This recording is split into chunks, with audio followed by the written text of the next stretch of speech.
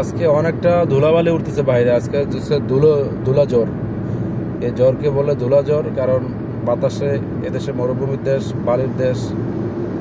সেজন্য বিশেষ করে আপনার যখনই বাইরে বাতাস থাকে, তখন বিশেষ করে ধুলাবালি উঠতে থাকে। তো এই ধুলাবালি থেকে আপনাকে বাঁচতে হবে।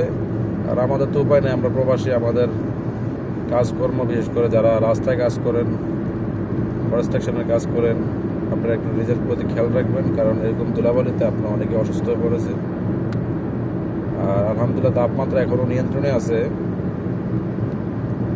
হয়তো বা আগামী 1 মাস পরে হয়তো তাপমাত্রা আস্তে আস্তে উপরের দিকে চলে যাবে।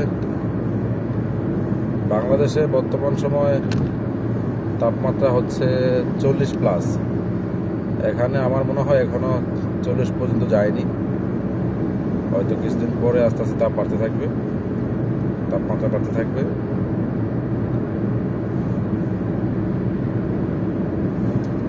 তো গরমে যারা কাজ করেন অবশ্যই বেশি বেশি পানি খাবেন, পানি পান করতে হবে আপনাকে। আর ঠান্ডা পানি খাবেন না, ঠান্ডা পানি খাইলে সমস্যা। গরমের মধ্যে ঠান্ডা পানি খাওয়া যাবে না।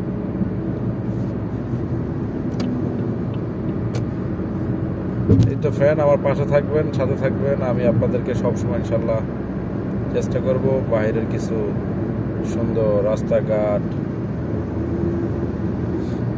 তুলে ধরার জন্য আপনাদের সামনে।